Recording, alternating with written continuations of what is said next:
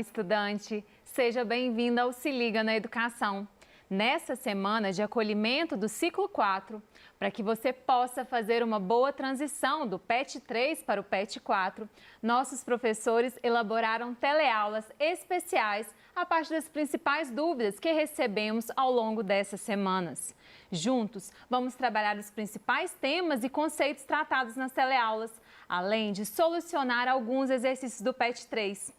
Esse é um momento importante para a fixação do que já foi visto e de introdução para os conteúdos do PET 4.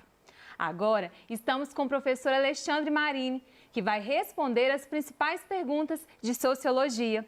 Seja bem-vindo, professor! Nesta aula, vamos retomar os temas violência e desigualdade social, que foram necessários para que os alunos pudessem resolver os exercícios do PET 3. Não é isso, professor? Isso. Vamos começar, então? Vamos lá. Então, vamos lá. Aqui, então, a gente vai tratar de algumas perguntas que estão lá no PET, né? São várias perguntas, muitas atividades que estão lá no PET. E a gente vai tentar resolver junto, com calma, explicando alguns conceitos que talvez não tenham ficado muito claro, né? Então, vamos dar uma olhada aqui na questão número 3, que tem lá na página 134. Você quer fazer a pergunta? Vamos lá.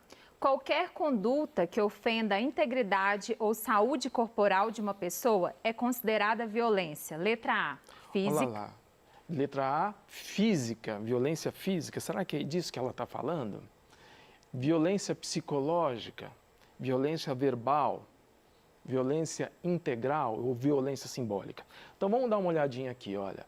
Qualquer conduta que ofenda a integridade ou a saúde corporal. Veja bem, quando a gente vai fazer as soluções da área de humanas e quando essas perguntas elas estão baseadas em formatos de vestibulares, né, como perguntas parecidas com a que a gente encontra no Enem, a gente tem que prestar muita atenção na forma que está escrito, que está na interpretação, né? Então, olha só, quando fala de conduta que ofende a integridade da pessoa, realmente todas essas aqui acabam afetando, mas ela está deixando específico a corporal. Então, vamos lá, física, sim, é uma violência física, mas veja só, eu não vou logo colocar um xizinho na letra A, porque de repente outras alternativas podem me fazer sentido também. Psicológica? Não, psicológica a gente descarta por quê? Porque está falando de corporal. Verbal, a mesma coisa, saúde corporal. A violência integral, confesso para vocês que quando eu vi essa primeira pergunta, eu tive que procurar na internet o que é violência integral. Não existe essa forma da gente poder falar sobre a violência. A violência integral seria a violência que afeta tudo, afeta o corpo, afeta o psicológico, afeta absolutamente tudo, né? E a violência simbólica. Tem uma aula bem legal, está disponível aí, né, que a gente passou pela Rede Minas, está disponível aí no YouTube, você pode dar uma olhada lá, que eu explico muito bem uma aula bem bacana sobre violência simbólica. E a gente vai ver que a violência simbólica, ela não está ligada a essa violência corporal. Então, essa é uma pergunta muito simples, né? Basta você prestar muita atenção no que você está lendo, presta atenção em todas as palavrinhas ali, que você vai conseguir responder essa questão fácil, né? Alternativa A. Fácil essa, né? Fácil essa. Bom, aqui tem a questão 1 da página 133, lá do PET, está usando essa charge aqui, né? Esse desenho aqui, que mostra, né, uma pessoa entrevistando um morador. E o morador responde o seguinte: se você chamar aquilo de prédio, então eu tenho um apartamento e sou da classe média, ok? Então a primeira coisa, é bacana a gente ter charges, porque a charge ela coloca um contexto muito visual para a gente. Ela dá boas dicas do que a gente vai ter que responder. Vamos dar uma olhada, então, na pergunta, Daniela? A estrutura social é um tema presente nos estudos sociológicos. Com base na charge, é correto afirmar que... Bom, vamos dar uma olhada nas alternativas. E aí, olha, a desigualdade social fundamenta-se na habitação. Ok, isso faz até um certo sentido. pois a obtenção de outros elementos de sobrevivência depende exclusivamente, e aqui eu grifei a palavra exclusivamente. Por quê? Eu já falei isso em uma das aulas. Quando a gente trata de ciências humanas, e isso serve para a sociologia, isso serve para a filosofia, serve para a história, serve também para a geografia. Quando a gente encontra uma alternativa escrito sempre, exclusivamente, a gente vai ver, opa, tem grandes chances aí de estar errado. Então, quando eu encontro essa palavrinha, eu já, opa, vou dar uma parada aqui. E o que está dizendo essa alternativa? De que a desigualdade social está na habitação e no resto todo mundo consegue tranquilamente resolver os seus problemas. E a gente sabe que não é assim, né? A alternativa B, né? Os movimentos sociais funcionam como mecanismos que incentivam a criação de espaços sociais. Ok, até aí também está fazendo sentido, mas olha lá no final. A exemplo do apresentado na charge. E aí você vai dar uma olhada lá na charge e você vai ver que não é bem isso que está falando, né? Olha lá, a charge está dizendo aqui que incentiva a criação de espaços sociais. Espaços sociais não é isso, aqui ela é uma condição de moradia precária, ok? A C, que é a estratificação da sociedade brasileira dividida em classes sociais, beleza? Beleza. Que são determinadas por condições econômicas e sociais de vida. Eu não vi problema nisso daí, não. Tá? Então, vamos dar uma olhada aqui na alternativa D. O morador de uma das casas da charge compara sua residência com a de uma classe social superior. Esse fato o deixa satisfeito. Vamos dar uma olhada lá? Opa, peraí. Olha a cara de satisfeito deles, está vendo alguma cara de satisfeito aí? Então, essa é uma alternativa que a gente vai também desconsiderar. E a alternativa E, a classe média no Brasil é caracterizada por possuir grande acúmulo de dinheiro. A classe média tem grande acúmulo de dinheiro? Será? Que torna uma estrutura social frágil se comparada a outras organizações sociais. Obviamente que isso não faz sentido, né? A classe média ela não tem essa acumulação toda de dinheiro, né? Então a gente vai ficar com qual alternativa? Aquela que fez mais sentido, aquilo que a gente não viu problema nenhum. A alternativa C, ela está correta, tá? Ok.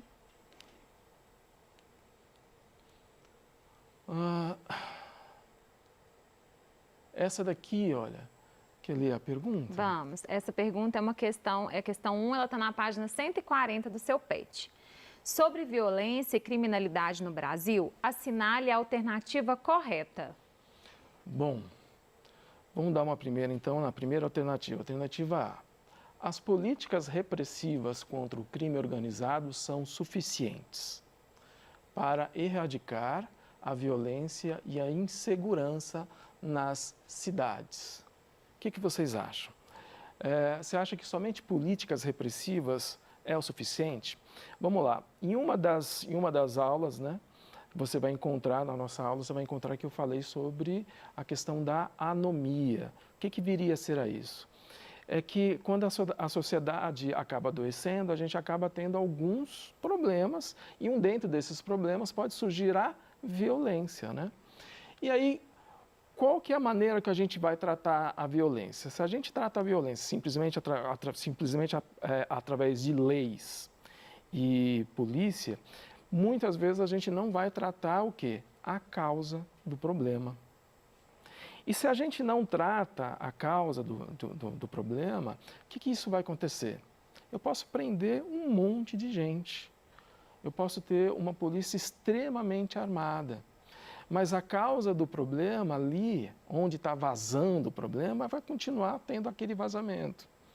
Então a gente precisa sanar os problemas na causa. E as políticas repressivas contra o crime organizado não é suficiente para erradicar, ok? A alternativa B são as altas taxas de violência e de homicídios contra jovens, ok?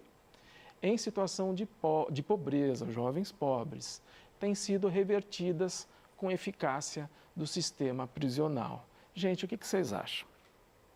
Vocês acham que a violência contra jovens não está acontecendo? Ou será que porque aqui está dizendo que tem sido revertido com eficácia. Se ele está dizendo que tem sido revertido com eficácia, quer dizer que não está acontecendo mais. Não está acontecendo mais. Então, você acha que isso é uma das alternativas? Provavelmente não. Olha só, a gente tem aqui ainda a alternativa C, falando assim: as desigualdades e assimetrias nas relações sociais, a discriminação e o racismo são fatores que acentuam a violência no Brasil. Na aula eu deixei bem claro lá, falando que uma das condições que faz com que a violência aumente é a desigualdade. Okay? A gente sabe, na sociologia, a gente sabe que toda vez que aumenta a desigualdade, a violência também vai aumentar. Isso é certeiro. A gente sabe disso. Quando a gente começa a perceber um grande número de desemprego, a gente começa a perceber, também a gente consegue afirmar com certeza que futuramente a gente também vai ter aumento de violência. Mas eu lembro também, que eu deixei bem claro na aula, que não é uma coisa igualzinha. Não é, aumentou a desigualdade X, a violência vai aumentar X igual. Não, as coisas não são tão simples assim. Quando a gente estuda a sociedade, a gente percebe justamente isso. É extremamente complicado a gente resolver nossos problemas, porque os problemas sociais são extremamente complexos. Mas veja só, aqui está dizendo então, olha, são fatores que acentuam, ou seja, a desigualdade, o racismo, isso acentua a criminalidade. Ela não é simples a única causa, ok? Depois a gente tem a alternativa D, o rigor punitivo das agências oficiais no combate à criminalidade impede o surgimento de justiceiros e milícias. O que vocês acham? A gente não tem justiceiros por aí? A gente não tem milícias por aí? Você acha que simplesmente o rigor punitivo vai fazer com que isso deixe de existir? Ou eles vão se adaptar, ou vão fazer de formas diferentes, vão se constituir de maneira diferente? O que essa questão, então, está tentando deixar claro para a gente é que, se a gente quer diminuir a violência que existe na nossa sociedade, a nossa sociedade vive hoje uma violência que a gente chama epidêmica, né? Nós temos aí números muito gigantescos de assassinatos, de roubos, de furtos, de estupros e por aí vai. A gente tem que diminuir o quê? As desigualdades. Diminuindo as desigualdades, a gente vai encontrar algumas soluções possíveis, tá bom? Agora, tem essa questão aqui, Daniela. Vamos lá. Essa está na página 140 do seu PET. De acordo com os estudiosos da temática direitos humanos, o problema da criminalidade praticada por adolescentes que impacta a segurança pública da sociedade brasileira pode ser solucionado com a adoção da seguinte medida. Olha lá, gente, então a gente está falando de criminalidade praticada por adolescentes, ok? Ok. Então, lembrando aqui, né, essas são as alternativas, e ali em cima eu coloquei os temas, né, que acabam chamando a atenção da gente na questão: criminalidade, adolescência e solução. É isso que a gente tem que encontrar. Gente, eu sei que é muito usual com que as pessoas, na hora que vê as alternativas, eu vou marcar a alternativa maior, deve ser a que está certa. Gente, dentro das ciências humanas, assim, às vezes a alternativa maior é justamente aquela que tem aquelas palavrinhas ali que acabam confundindo a gente. Essa questão, ela pode ser absolutamente, essa alternativa pode ser grande, mas se tiver, por exemplo, exclusivamente, talvez a gente encontre problemas nela. Mas vamos dar uma olhada nas alternativas. A gente precisa resolver criminalidade na adolescência, ok? Aumento do policiamento nas vilas e nos aglomerados. Parece uma alternativa boa, mas a violência da adolescência só se dá em vilas e aglomerados? Será que não acontece em outros lugares da cidade? É só gente pobre que está envolvido com criminalidade, com violência? Construção de presídios de segurança máxima. A adolescência vai para presídio? Qual que é o sentido de fazer isso se o adolescente não vai para presídio, muito menos para presídio de segurança máxima?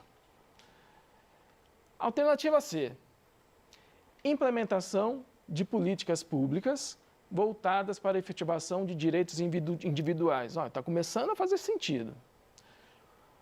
Direitos políticos, direitos econômicos, direitos sociais e culturais que sejam capazes de intervir nas diversas situações de vulnerabilidade que acometem grande parte dos adolescentes brasileiros. Olha só, o que essa alternativa está dizendo? Que boa parte dos adolescentes brasileiros eles são vulneráveis porque o que acometem eles? Uma grande desigualdade, uma grande dificuldade de ter acesso a oportunidades. Ok? Eu não vi problema nenhum nessa alternativa, mas vamos dar uma olhada na última ali, que é redução da maioridade penal. Não existe até hoje nenhum tipo de estudo, de conhecimento científico que mostre que se você diminuir a maioridade penal, você também vai acabar ou diminuir com a violência dos adolescentes. Mesmo porque a gente precisa, então, começar a discutir, ok, eu diminuo de 18 para 16, mas os meninos e as meninas de 14 anos não se envolvem em criminalidade? Então eu vou diminuir para 14, ok, mas os meninos de 12, 13 anos também não vão cometer, não vão estar envolvidos com a criminalidade? Então, a redução da maioridade penal, ela não se configura, então, como uma das soluções propostas pelas pessoas que estudam a temática de direitos humanos. Então, eu vou aqui colocar o meu xizinho na alternativa C, ok? E aqui é o seguinte, aqui na verdade é uma atividade, viu, Daniela? Não é uma pergunta. Então eu queria só conversar um pouquinho com vocês sobre essa atividade. Você vai lá na página 150, tem essa charge aqui, que eu não vou ler ela inteira, mas o que ela demonstra, né? Ela está falando o seguinte, está falando sobre sexting, que é baseado em uma junção de palavras oriundas dos radicais sex e ting, sufixo de testing. Exatamente por essa origem histórica de sexo por mensagem de texto. O sexting é uma prática constante entre os e as adolescentes do ensino médio, mas que pode ser motivo de muito estresse. Dá uma lidinha com calma nessa charge aqui, porque a história é mais ou menos o seguinte, é uma menina que ela percebe que ela mandou as fotos, né, algumas fotos para o namorado, e aí ela fica preocupada com o que pode vir a acontecer com essas fotos no futuro. E aí ela vai procurar o namorado pedindo para apagar todas aquelas fotos que ela demonstrou, que ela passou para ele. E aí tem a questão, a alternativa, né? Vamos lá. Com base na nossa aula sobre cyberbullying, faça um comentário de no mínimo 5 linhas sobre a charge acima. Para isso, observe todos os perigos e consequências que essa prática pode causar na vida das pessoas. Tente observar se há um gênero específico, masculino ou feminino, que mais sofra com essa situação. Discorra ao longo da sua dissertação, apontando o porquê de você achar isso. Então, gente, quem que vocês acham que sofre mais com esse tipo de exposição? Está perguntando aqui se há um gênero específico. Você acha que é mais as meninas que sofrem com esse tipo de exposição ou mais os meninos? Por quê? Quais são os perigos e consequências? Eu sei que é muito comum, né? A gente, quando alguém diz assim para a gente que nos ama, é muito comum que a gente perceba, que a gente ache, né, que a gente pode confiar, e aí a gente acaba confiando demais. Inclusive, essas imagens aí que, com o intuito de querer agradar aquela pessoa que diz que nos ama, que se importa com a gente pode ter um problema muito grave de exposição, tá? Então, é isso que vocês têm que eu espero que vocês escrevam nessa alternativa, né? Que vocês discorram qual é o gênero, quem sofre mais, é menino ou menina? Coloque aí as suas ideias sobre isso. Ok. Gente, então, espero que vocês tenham gostado. Obrigado.